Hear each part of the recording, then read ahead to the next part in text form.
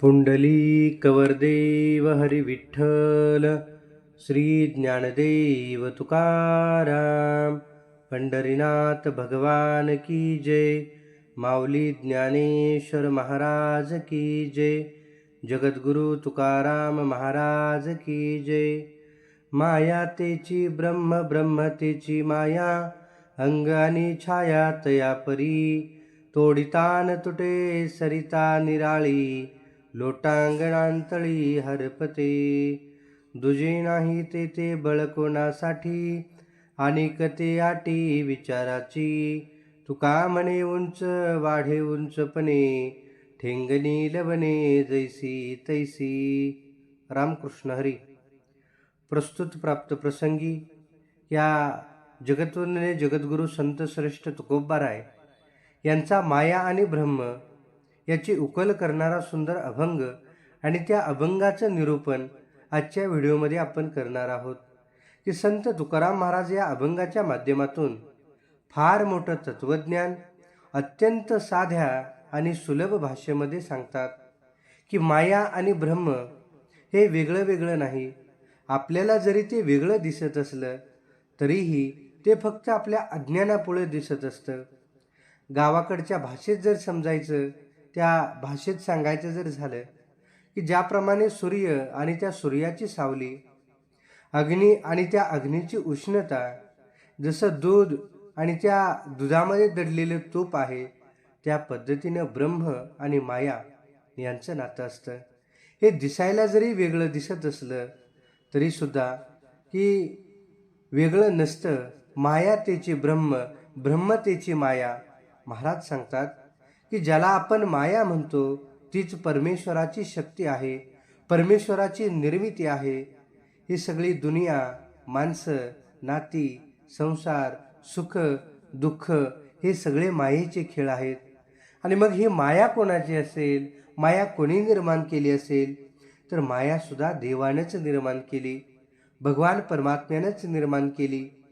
की ज्याप्रमाणे शेतकरी बैलांना नांगराला जुंपतो, शेती करतो, तसं परमेश्वर या मायेच्या साह्याने सृष्टी चालवतो. जसं गावामध्ये जत्रा भरलेली असते, त्या जत्रेमध्ये तमाशा असतो किंवा वेगवेगळे करमणुकीचे खेळ असतात. मंचावरती राजा राणी, भांडण, रडणं, हसणं हे सगळं चित्रामध्ये वेगवेगळं दिसत असतं, नाटकामध्ये सजवलं जातं.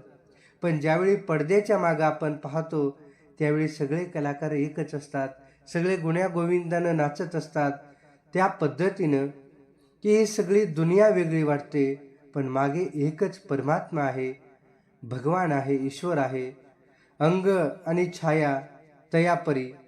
की अंग असेल तर सावली असतेच, सावलीला वेगळं अस्तित्व नसतं.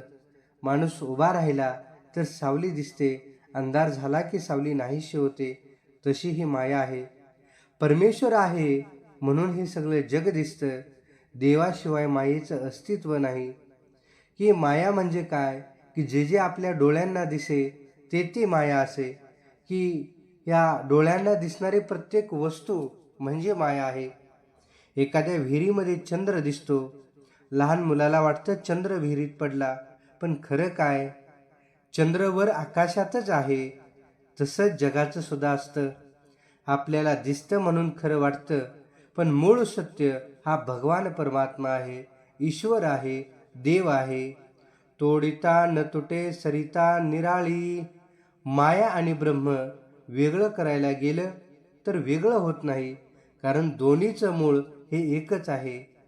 की ऊस गाळायला घेतला तर रस होतो, गूळ साखर वेगवेगळं होतं, पण त्याचं मूळ जर पाहिलं तर मूळ एकच आहे, की ते म्हणजे ऊस. तसं सगळीकडं देवच भरलेला आहे. लोटांगणांतळी हरपते. की जेव्हा भक्त पूर्ण शरण जातो, अनन्य भावानं शरण जातो, अहंकार सोडतो, त्यावेळी खऱ्या अर्थानं माया संपते. मी मोठा, माझं घर, माझं धन, माझं ज्ञान, हा अहंकार म्हणजे मायेचा पडदा आहे. देवापुढे लोटांगण घातलं म्हणजे फक्त शरीर टेकवणं नाही, तर मनानं नम्र होणं आहे. पावसाचं पाणी उंच टेकडीवर थांबत नाही, ते खाली नम्र जागी जमा होतं. तसं देवाची कृपा नम्र माणसावर होते. दुजे नाही तेथे बळ कोणासाठी, जिथे सर्वत्र देवच आहे त्या ठिकाणी दुसरा कोण राहतो? तेथे भांडण नाही, मत्सर नाही, द्वेष नाही. उदाहरणार्थ, एका घरात 4 भाऊ असतात. हे माझं ते तुझं सुरू झालं की भांडण. पण सगळं आपलंच म्हणलं की प्रेम वाढतं. त्याप्रमाणे सृष्टीत सर्वत्र देव पाहिला की द्वेष संपतो. अनिक ते अटी विचाराचे. हा फक्त वाद घालायचा नाही. फार कोरडा विचार, तर्क, शास्त्र याने देव मिळत नाही. देव हा अनुभवाने मिळतो. गुळ गोड आहे, पण हे 1000 वेळा सांगितलं, पण तोंडात घातल्याशिवाय त्या गुळाची गोडी कळत नाही. तसंच भक्ती केल्याशिवाय परमात्मा कळत नाही. उंच वाढे उंचपणे. अहंकारी माणूस आणखी अहंकारी होत जातो. ज्ञान आलं की नम्रता यायला पाहिजे, पण काहींना थोडं ज्ञान आलं की गर्व वाढतो. अर्धा भरलेला घडा आवाज करतो, पूर्ण भरलेला शांत असतो.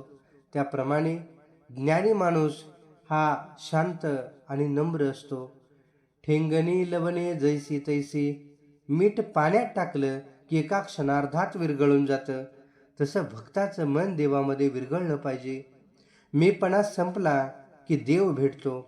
अभंगाचा मुख्य उद्देश काय आहे? की माया आणि ब्रह्म वेगळं नाही. संसार करताना देव विसरू नका. अहंकार सोडा. नम्रता ठेवा. सर्वत्र परमेश्वर पहा. भक्ती आणि अनुभवानेच सत्य कळत असतं. की देव कुठं डोंगरावर नाही, ज्या देवाला आम्ही शोधत आहोत. की त्या देवासाठी कित्येक जण वनामध्ये भटकतात, कित्येक जण आपल्या संसाराचा त्याग करतात, कित्येक जण की आपल्या स्वधर्माचा त्याग करून कुठेतरी वनामध्ये जाऊन भटकंती करत बसतात. पण तो देव आहे कुठं? तो देव आपल्या हृदयाच्या अंतःकरणामध्ये आहे. तो देव आपल्या अंगसंग आहे. तो देव आत आहे, बाहेर आहे, घरात आहे, दारात आहे. की ज्या ठिकाणी देव नाही अशी कोणती गोष्ट नाही. आत हरी, बाहेर हरी, हरीने घर कोंडियले. की प्रत्येक कणाकणामध्ये भगवान परमात्मा व्याप्त आहे. चराचरामध्ये आहे, पाना फुलामध्ये आहे. फक्त आमच्या मनामध्ये अहंकार आहे. आमच्या मनावरती अज्ञानाचा अंधकार आहे. आणि ज्यावेळी तो अज्ञानाचा अंधकार दूर होईल, माया आणि ब्रह्म की ज्यावेळी आम्हाला समजू लागेल, तो मायेचा पडदा दूर होईल, त्यावेळी खऱ्या अर्थानं तुमचं आमचं जीवन देवमय झाल्यासारखं शिवाय राहणार नाही. तुमचं आमचं जीवन भक्तिमय झाल्याशिवाय राहणार नाही. की ज्याप्रमाणे की दूध आहे, त्या दुधामध्ये लोणी आहे, त्या दुधामध्ये तूप आहे, त्याच दुधामध्ये दहीसुद्धा आहे. फक्त फरक आहे प्रक्रिया करायची. जे दूध 4 दिवसानंतर खराब होतं, त्याच दुधामध्ये कधीही खराब न होणारं लोणी किंवा तूप दडलेलं आहे. आणि ज्यावेळी ती प्रक्रिया आम्ही करू, त्यावेळी खऱ्या अर्थाने त्या दुधातलं तूप आम्हाला दिसणार आहे. की त्या पद्धतीने या विश्वामध्ये ही माया भरलेली आहे आणि ब्रह्मसुद्धा भरलेले आहे. ज्यावेळी ती माया बाजूला जाईल, त्यावेळी आमच्या या नयनांना, चर्मचक्षूंना ते ब्रह्म दिसावं लागेल, तो देव दिसायला लागेल. आणि नवे नवे ही सृष्टी देवमय दिसायला लागेल, हे जगच देवमय दिसायला लागेल. तेच जगतवंदनीय जगद्गुरु तुकोबाराय सांगतात की माया तेची ब्रह्म, ब्रह्म तेची माया, अंग आणि छाया तया परी. की ज्याप्रमाणे आपण चालतोय, चालताना सावलीसुद्धा आमच्याबरोबर चालते. बसलो की सावलीसुद्धा बसते, पळलो की सावलीसुद्धा पळते.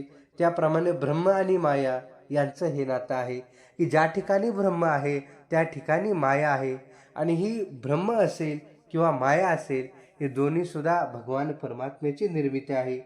आणि म्हणून की भगवान परमात्मा जर आम्हाला पाहायचं असेल, आत्मसात करायचं असेल, त्या ईश्वराप्रती नातं जोडायचं असेल, तर आम्हाला त्या मायेतूनच जाऊन त्या ब्रह्माला आपलंसं करावं लागणार आहे.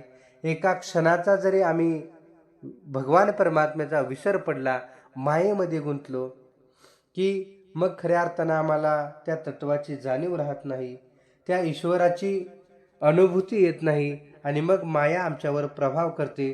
आम्ही मोहमायेमध्ये गुंतत जातो. आणि मग तुकाराम महाराज एका अभंगात सांगतात, नको नको मना गुंतू माया जाळी, काळ आला जवळी ग्रासावया, काळाची आवडी पडेल बा जेव्हा, सोडविना तेव्हा माय बाप, सोडविना बंधू पाठीची बहीण, सेजीची कामी ना दूर राही. तुका म्हणे तुझ सोडविना कोणी, एका चक्रपाणी वाचून या.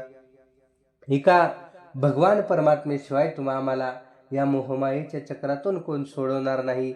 आणि म्हणून काय करूया, त्या भगवान परमात्म्याला शरण जाऊया, भक्ती करूया, जे जे चांगलं आहे ते आत्मसात करूया, ऐकूया आणि त्याबद्दल जीवन सुंदर आहे त्याला आणखीन सुंदर बनवण्याचा प्रयत्न करूया.